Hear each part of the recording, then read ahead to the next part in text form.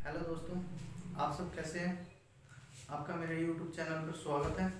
मैं आपको UP TET, C TET और सुपर टेट की कुछ थोड़ी बेस प्रैक्टिस कराने की कोशिश कर रहा हूँ। यदि आपको मेरी वीडियो में मेरे समझाने में कोई कमी लगती है तो उसको कमेंट में ज़रूर मुझे बताने की कृपा करें। आप मुझे लाइक और सब्सक्राइब से कोई वो नहीं है, बस मेरी कमी बताओ, मैं उसको सुधार सकूँ।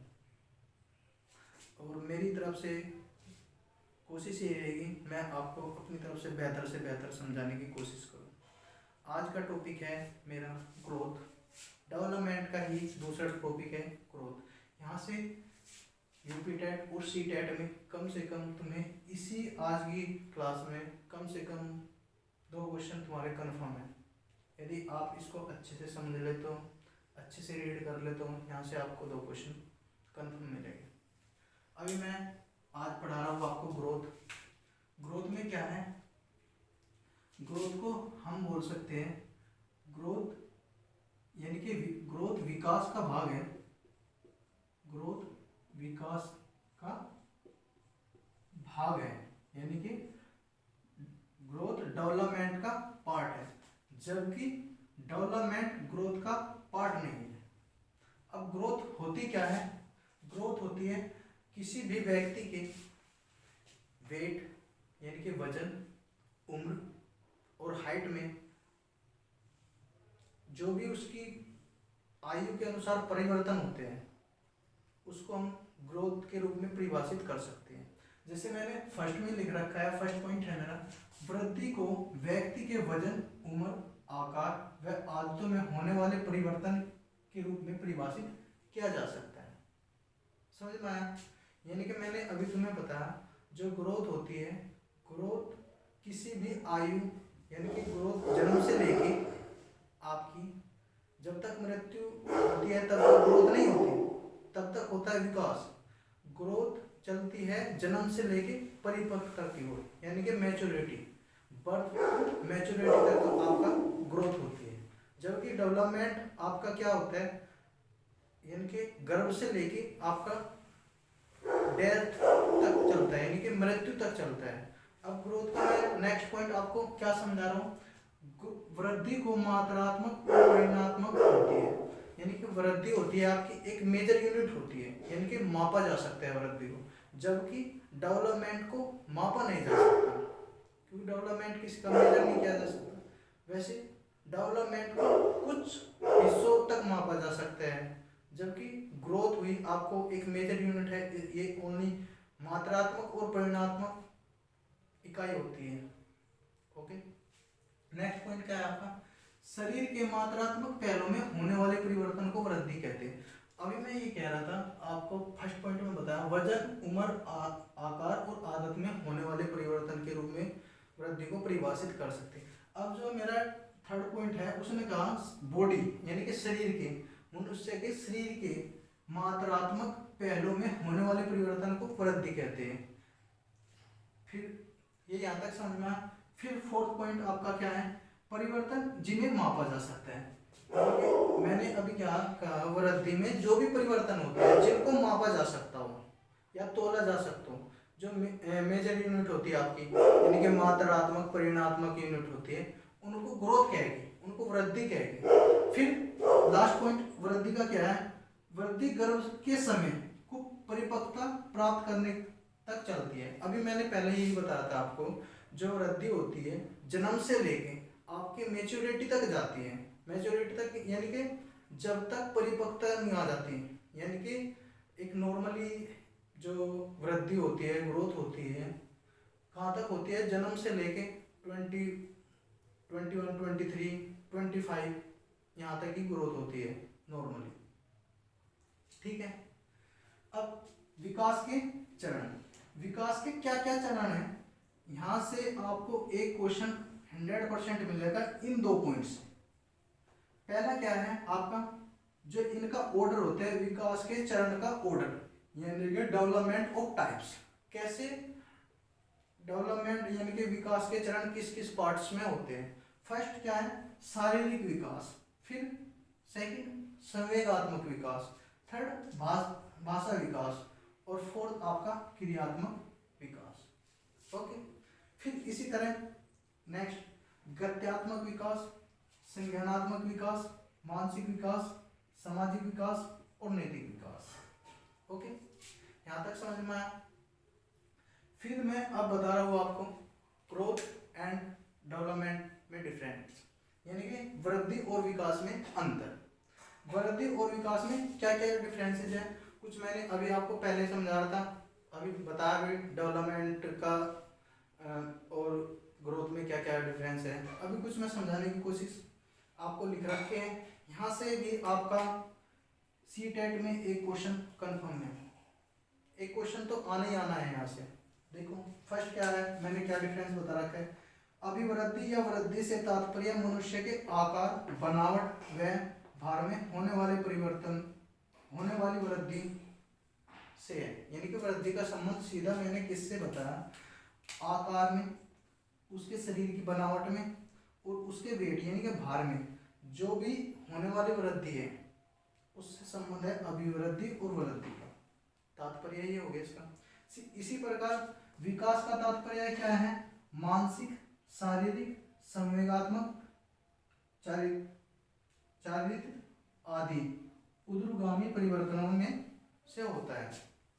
ठीक है, फिर इसका सेकंड पॉइंट क्या है वृद्धि का, अभिवृद्धि सीमित होती है तथा परिपक्वता के स्तर तक होती है। अभी मैं आपको कहाँ पे बता रहा था, मैंने ये बताया, जो ये पॉइंट बता रहा था, वृद्धि गर्भ के समय को परिपक्वता प्राप्त करने तक चलती है। अभी यही पॉइंट यहाँ पे आ गया, यानी कि वृद्धि जो होती है एक सीमित होती है, निश्चित होती है, उस समय तक आपकी ग्रोथ होगी। जबकि इसका अपोजिट क्या है, डेवलपमेंट की कोई सीमा नहीं होती, यह जन्म से मृत्यु तक चलते हैं और वृद्धि की आपकी मैच्योरिटी तक ही आपकी ग्रोथ होती है, यानी कि वृद्धि होती है। फिर थर्ड पॉइंट क्या है, अभिवृद्धि केवल मात्रात्मक होती है। अभिवृद्धि मैंने अभी आपको सेकंड पॉइंट बताया था, इसमें वृद्धि को मात्रात्मक परिणात्मक होती है।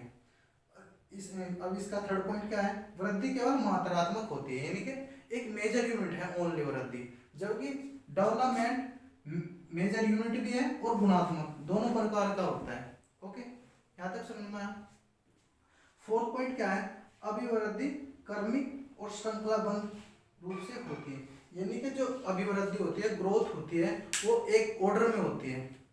ओके, जबकि विकास का कोई ऑर्डर नहीं होता, विकास निरंतर चलता रहता है। क्योंकि मैंने पिछली वीडियो में आपको बताया था विकास के सिद्धांत कुछ, यानी कि डेवलपमेंट थ्योरी, और उसमें एक फर्स्ट ही सिद्धांत था क्या, निरंतरता का सिद्धांत। तो यानी कि विकास का कोई ऑर्डर नहीं होता, विकास लगातार चलता रहता है, जबकि ग्रोथ का ऑर्डर होता है, यानी कि वृद्धि का एक ऑर्डर में चलती है और श्रृंखला सीरीज में होती है।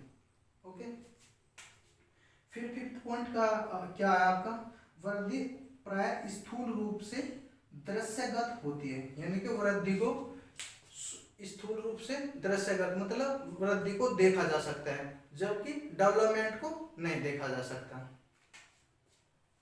इसमें देखो विकास दृश्य तथा अदृश्य दोनों रूप में होता है, मतलब विकास क्या है, दृश्य भी होता है और अदृश्य भी होता है। ओके, जबकि जो वृद्धि होती है ओनली दृश्य होती है।